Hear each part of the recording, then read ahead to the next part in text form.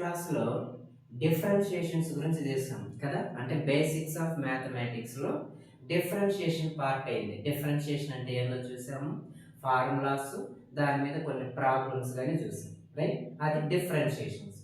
ఇప్పుడు ఈ basics of మ్యాథమెటిక్స్లోనే ఇంకొక మేజర్ ఇంపార్టెంట్ ఏదిరా అంటే ఇంటిగ్రేషన్స్ అన్నమాట. ఓకేనా? ఇంటిగ్రేషన్స్ అనేది కూడా మేజర్ రోల్ ప్లే చేస్తుంది. ఎప్పుడు? ఫిజిక్స్లో. ఎక్కడంటే ఫిజిక్స్లో మేజర్ రోల్ మేక్ చేసేది ఎవరు అంటే ఇంటిగ్రేషన్స్ అన్నమాట. ఇప్పుడు ఈ క్లాస్లో మనము ఇంటిగ్రేషన్స్ గురించి తెలుసుకున్నాం, రైట్? ఇంటిగ్రేషన్ అంటే ఏంది, సో అవి ఎలా అనేసి ఈ క్లాస్లో చూద్దాం. So today's class is integrations. Okay, integrations అంటే ఏందో చూద్దాం. ఇంటిగ్రేషన్ అనేది ఒక method. Integration is a method to find the average rate of change of a function. Okay, integration is a method to find average rate of change of a function, that is known as a integration. అంటే average rate of change of a function అంటే, for example ఇప్పుడు ఒక graph represent చేసాం అనుకోండి.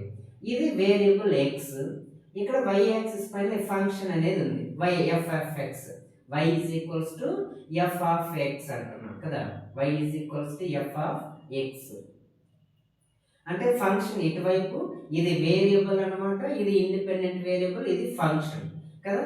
ఇప్పుడు దీన్ని base చేసుకుని మనకి గ్రాఫ్ ఇలా ఎలాగో వచ్చింది అనుకోండి. ఓకే, ఎక్స్ వై యాక్సిస్ అంటే ఇప్పుడు ఇదేంటి, ఈ గ్రాఫ్ దేన్ని రిప్రజెంట్ చేస్తుంది, ఎఫ్ ఆఫ్ ఎక్స్.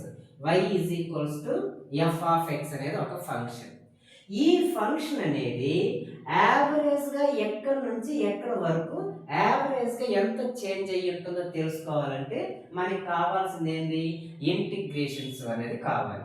అంటే ఇప్పుడు ఇక్కడ నుంచి అంటే ఫర్ ఎగ్జాంపుల్ పాయింట్ ఏ నుంచి పాయింట్ బి వరకు ఫంక్షన్ ఎంత వేరీ అయ్యింది, ఫంక్షన్ ఎంత చేంజ్ అయ్యింది, ఏది ఎఫ్ ఆఫ్ ఎక్స్ అనేది ఎంత చేంజ్ అయ్యిందో తెలుసుకోవాలంటే మనం ఏం వాడుకుంటాము, ఇంటిగ్రేషన్ అనేది వాడతాం.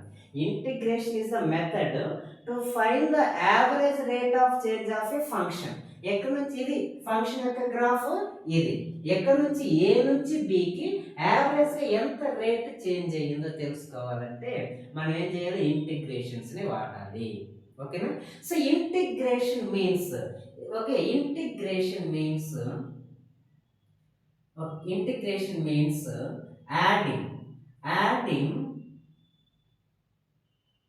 adding all small points of a function, or adding a small points of a function. అంటే మీకు ఇంకా నీట్గా అర్థమవుతుంది, ఈ గ్రాఫ్ గురించి చెప్తాను, సో దాన్ని బట్టి మీకు ఇంకా నీట్గా అర్థమవుతుంది. ఇంటిగ్రేషన్ అనేది ఏంద్రా అంటే ఇప్పుడు ఈ గ్రాఫ్లోని మనం స్మాల్గా రెక్టాంగిల్స్ని డివైడ్ చేసుకున్నాం అనుకో, ఆ గ్రాఫ్ యొక్క ఏరియాని కనబెడతాం. ఆ గ్రాఫ్ యొక్క ఏరియాని దేని చెప్తా ఉంది, చేంజింగ్ ఎఫ్ ఆఫ్ ఎక్స్ని చెప్తుంది. అండర్స్టాండ్? అంటే దీన్ని ఇంకా నీట్గా చెప్తారే. సో ఇక్కడ integration means adding small points of a function, and also integration it is a reverse process of differentiations అన్నమాట. Reverse process of differentiations.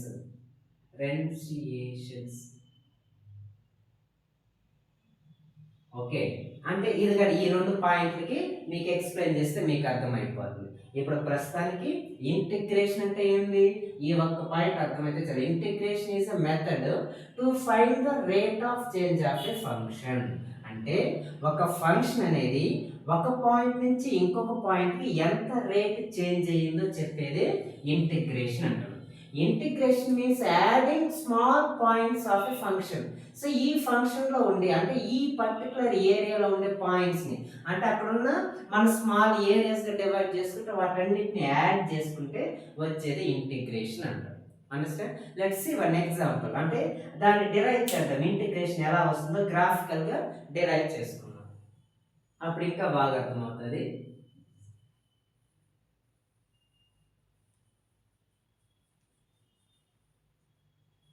Okay, to find the area under the graph, to find the area under the graph, ఇది అంటే ఎలా find out చేయాలో ఒకసారి చూద్దాం. So same ఇందాక function చెప్పాను కదా, అలాగే ఇది ఎక్స్ యాక్సిస్, ఇది y axis. Okay, y axis. ఇప్పుడు మనకి ఏరియా కనుక, అంటే ఇప్పుడు ఈ గ్రాఫ్ అనేది కాన్స్టెంట్ ఇలా వచ్చింది అనుకోండి, అంటే కాన్స్టెంట్ ఇలా మూవ్ అవుతూ ఉంది అనుకోండి, దీనికి మనం ఏం చేయొచ్చు, ఏరియాని ఈజీగా, ఇది కదా ఏరియా, ఏరియాని ఈజీగా ఫైండ్ అవుట్ చేయొచ్చు. అప్పుడు ఏరియా ఏమవుతుంది, x into y is called area అనుకోండి, ఈజీగా ఫైండ్ అవుట్ చేయొచ్చు. అంటే ఈ ఏరియా, ఈ గ్రాఫ్ లో ఉండే ఏరియా ఎంత మేర వేరీ అయ్యిందంటే ఇది కాన్స్టెంట్ గా ఉంది కాబట్టి ఏరియాను ఫైండ్ అవుట్ చేస్తే ఈ వై ఎంత వేరీ అయ్యిందో తెలిసిపోతుంది. కాబట్టి ఏరియాను ఫైండ్ అవుట్ చేస్తే x into y it gives the area of a graph. ఏది ఇప్పుడు ఇది ఫ్లాట్ గా ఉంది కాబట్టి. ఇన్ కేసు గ్రాఫ్ ఇలా లేదు, ఓకే, గ్రాఫ్ ఎట్లుంది, ఇలా డిఫరెంట్ గా ఉంది. ఓకే, గ్రాఫ్ ఇలా ఉందన్నమాట. ఇలా ఉన్నప్పుడు గ్రాఫ్ కి మనం ఏరియాని ఎలా ఫైండ్ అవుట్ చేయాలి, గ్రాఫ్ ఎలా ఉంది, ఏరియాని ఎలా ఫైండ్ అవుట్ చేయాలి అంటే, ఏరియాని ఫైండ్ అవుట్ చేయాలంటే మనకి ఎక్కడి నుంచి ఫైండ్ అవుట్ చేయాలంట, ఇనిషియల్ గా పాయింట్ ఇక్కడ నుంచి కదా. ఓకే, ఇక్కడ నుంచి మనం ఏం చేయాలి, ఏరియాని ఫైండ్ అవుట్ చేయాలి. ఇక్కడ ఇక్కడ ఎంత పాయింట్ ఉంటుందో తెలియదు, ఏదో సంథింగ్ ఇన్ఫినిటీ అనుకున్నాం, ఎంత ఉంది పాయింట్, ఇన్ఫినిటీ అనుకున్నాం. ఇప్పుడు ఈ ఏరియాని క్యాలిక్యులేట్ చేయాలి అంటే, ఇంతకు ముందు అయితే స్ట్రైట్ గా ఉంది కాబట్టి అది రెక్టాంగులర్ గా లెంత్ ఇంటూ బ్రెడ్త్ చేసాం కాబట్టి మనకి ఏరియా తెలిసింది. మరి ఇక్కడ ఏరియాని క్యాలిక్యులేట్ చేయాలంటే ఏం చెయ్యాలి, ఓకే, అందుకని ఈ ఏరియాని స్మాల్ స్మాల్ రెక్టాంగిల్స్ గా విడగొడతాం. ఓకే, స్మాల్ రెక్టాంగిల్స్ గా, ఇదొక రెక్టాంగిల్, ఇదొక రెక్టాంగిల్, రెక్టాంగిల్,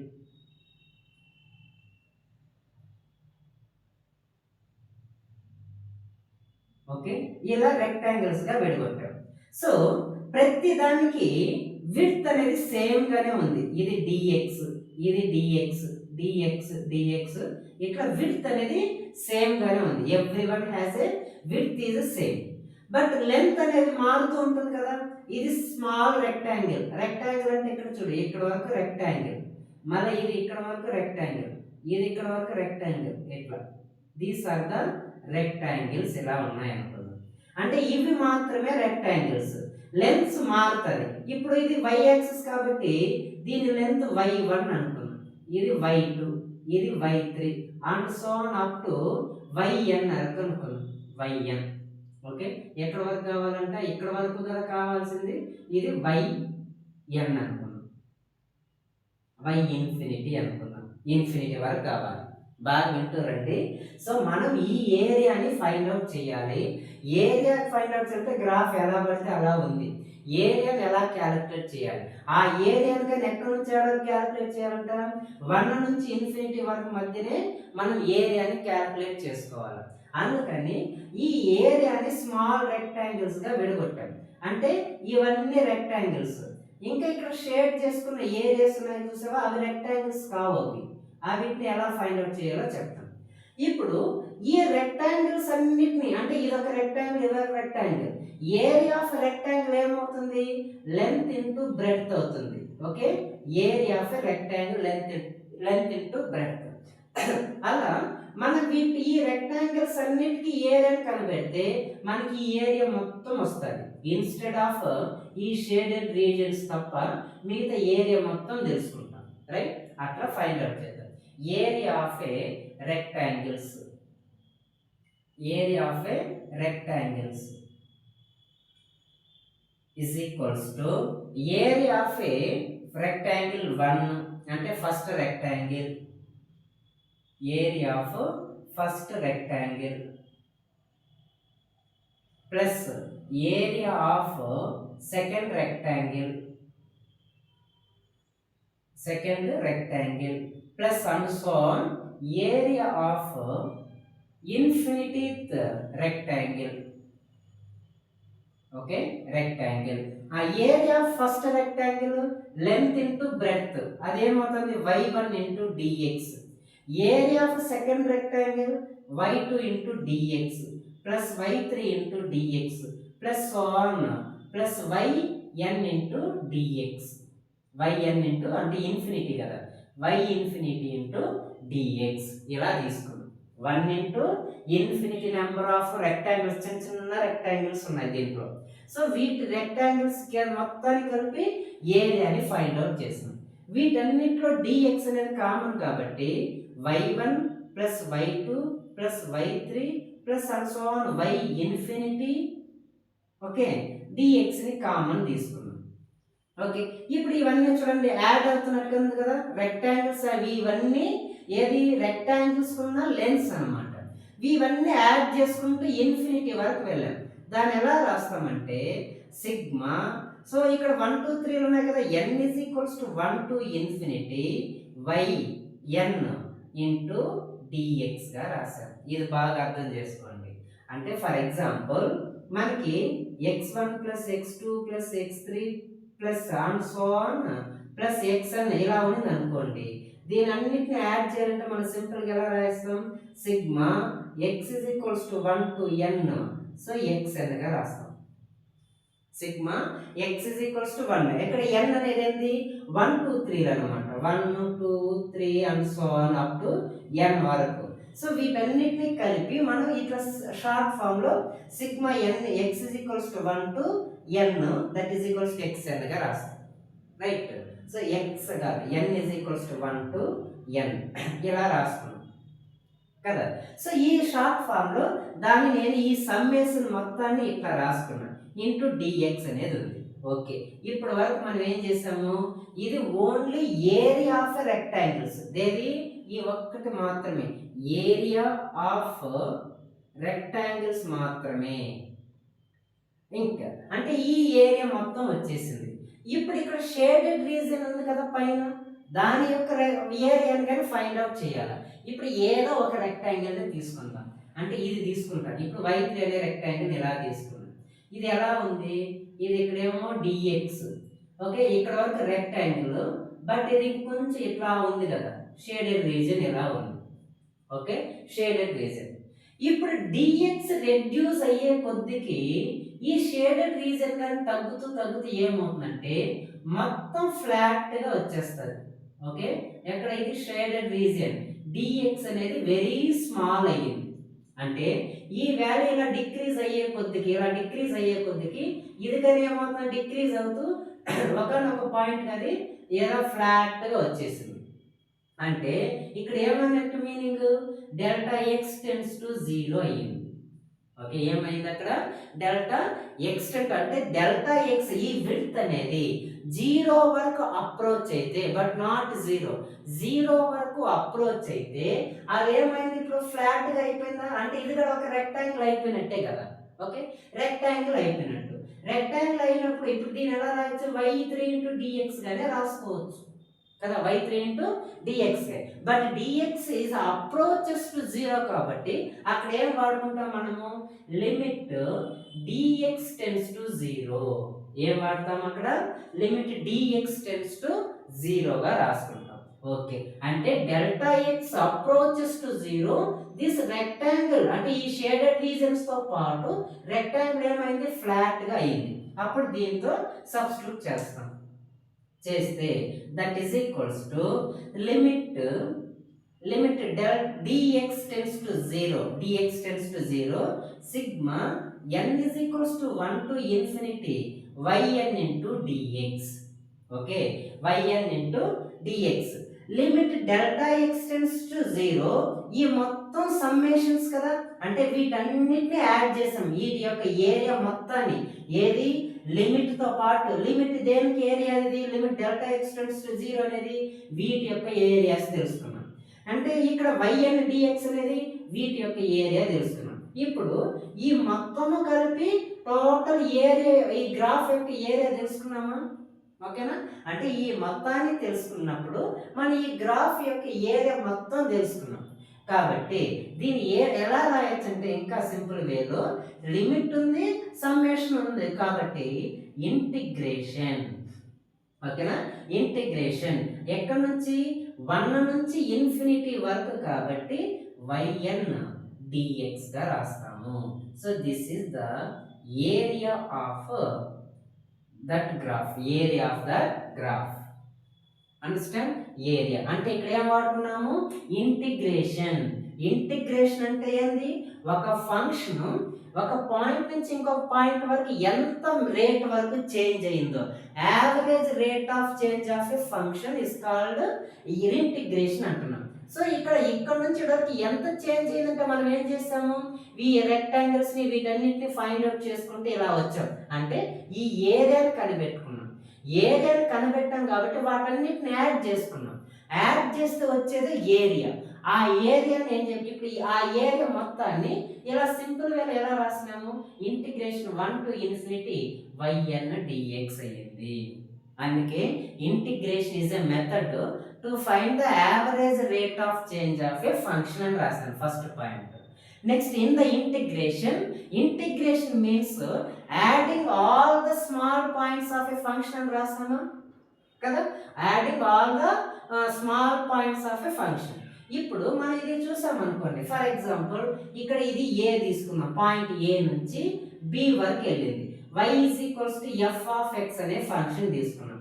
ఇప్పుడు దీంతో రాయండి. ఇప్పుడు మనకి ఆ ఫంక్షన్ ఎంత వరకు చేంజ్ అయ్యి ఉంటుందంటే ఏరియా కనిపెట్టుకుంటే చాలు కదా. Area is equals to integration a to b. So ఇంకా y ఉంది. y అంటే ఇది f of x. f of x dx. ఇది formula of area under the graph.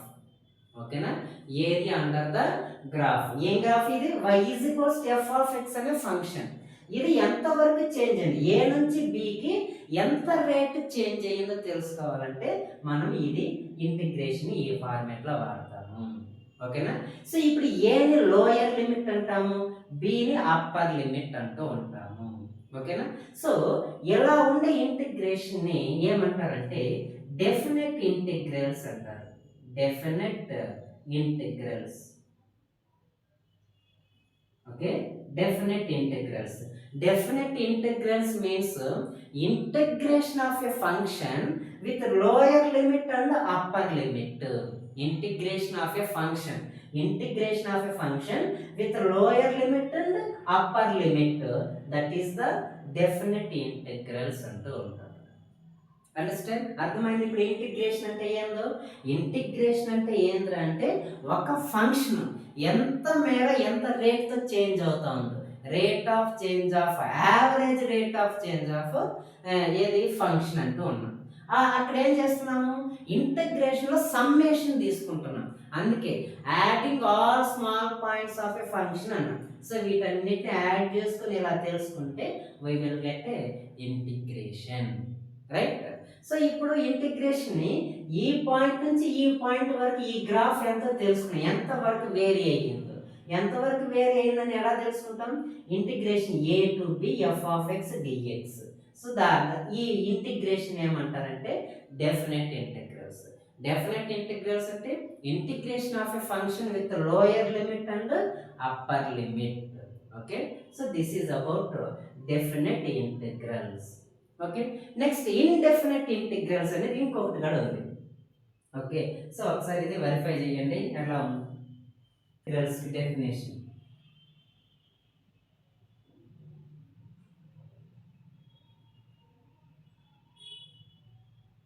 Definite integrals.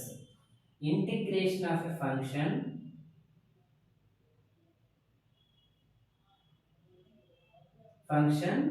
with lower limit and upper limit.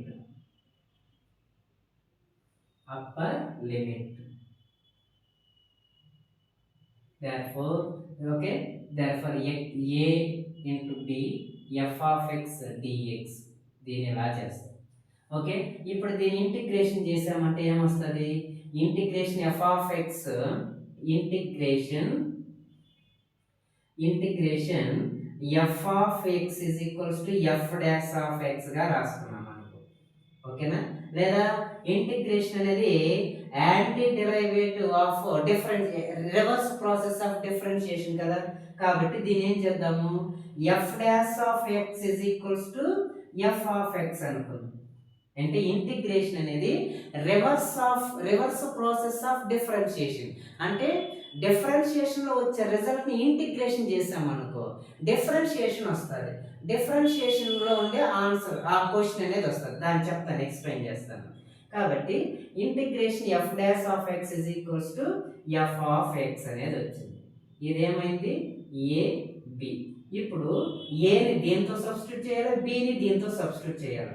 F of a minus f of b, ఈ రెండింటిని substitute చేసేటప్పుడు మనము minus సింబల్ని తీసుకోవాలి.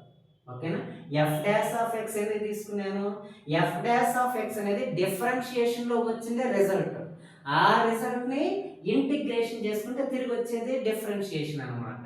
కాబట్టి దానికి ఏం చేస్తాం? F of a minus f of బిగా ఇట్లా రాసుకున్నాం. సో ఇది. So this is about definite integrals. Next indefinite integrals.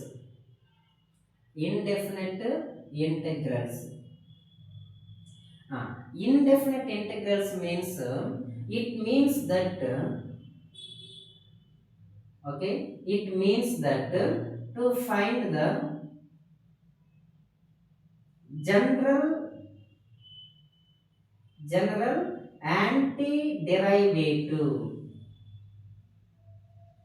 Derivatives of a function.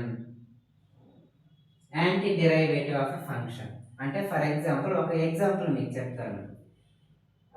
d by dx of x square కదా, d by dx of x square ఉంది అనుకోండి. d by dx of x square అంటే x power n కదా.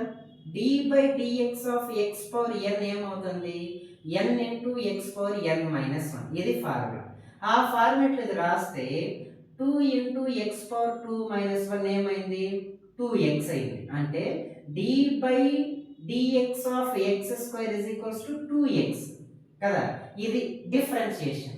It means to find the anti derivative అంటే ఇప్పుడు integration of 2x చేస్తున్నా అంటే differentiation లో వచ్చే రిజల్ట్ ని ఇంటిగ్రేషన్ చేస్తున్నా. ఇంటిగ్రేషన్ చేసేటప్పుడు మామూలుగా కాన్స్టెంట్ ని ఇంటిగ్రేషన్ కానీ డిఫరెన్షియేషన్ కానీ చెయ్యం. కాబట్టి 2 ఇంటూ ఇంటిగ్రేషన్ ఎక్స్ గా రాశాను. Integration x. Integration x formula ఏమవుతుందంటే అంటే x power n formula x power n plus 1 by n plus 1. ఇది formula. Integration x power n is equals to x power n plus 1 by n plus 1. ఇక్కడ పవర్లో ఏమి లేదంటే 1 ఉందనుకోండి. ఇప్పుడు రాయండి 2 into X power 1 plus 1 by 1 plus 1. So therefore 2 into x square by 2 వచ్చిందా? ఓకేనా? 2 into x square by 2. ఈ 2 క్యాన్సిల్. అప్పుడు ఏమొచ్చింది? x square. ఇంటిగ్రేషన్ 2x ఏమవుతుంది? x స్క్వేర్ అవుతుంది. Differentiation of x square 2x అయింది. ఇంటిగ్రేషన్ 2x ఏమైంది? x స్క్వేర్ అయింది. అంటే రివర్స్ ప్రాసెస్ లో డిఫరెన్షియేషన్ కనబెట్టేది డెఫినెట్ ఇంటిగ్రల్స్ అంటాము. రివర్స్ ప్రాసెస్ లో మనం డిఫరెన్షియేషన్ కనిపెట్టుకోవాలి. ఇలా ఉండేదాన్ని ఏమంటున్నామంటే ఇది డిఫరెన్షియేషన్స్ అంటూ ఉంటాం. సరే, డెఫినెట్ ఇంటిగ్రల్స్, ఇండెఫినెట్ ఇంటిగ్రల్స్ అంటూ ఉంటాం. ఓకే, ఇది డెఫినెట్ ఇంటిగ్రల్స్, ఇది indefinite integrals. Right? Okay okay formulas. Integration x power n plus 1 by n plus 1 plus సీలు అనేటివి కాన్స్టెంట్లు. ఇంటిగ్రేషన్ చేసేటప్పుడు ఒక ఆర్బిట్రరీ కాన్స్టెంట్ అనేది పెడుతూ వస్తాం. సి అనేది ఆర్బిట్రరీ కాన్స్టెంట్స్. సో వీటిని ప్లస్ సి అని పెడుతూ వస్తాం. ఓకేనా? ఇంటిగ్రేషన్ 1 ఇక్కడ ఏం లేదంటే 1 ఉందని mean integration 1 dx x plus integration integration cos x sin x, integration sin x minus cos x, integration secant square x dx tan x, cosecant square x minus cot x, secant x into tan x, secant x, cosecant x into cot x minus cosecant x, e power x, e power x, integration 1 by x log x, integration a power x dx, a power x by log a. So integration tan x dx minus log of secant x plus c. Integration cot x dx is equals to log of sin x plus c. Integration secant x dx is equals to log of secant x plus tan x. Integration cos x dx is equals to log cosecant x minus cot x. So these are the some formulas in the integrations, right? Once observe these formulas,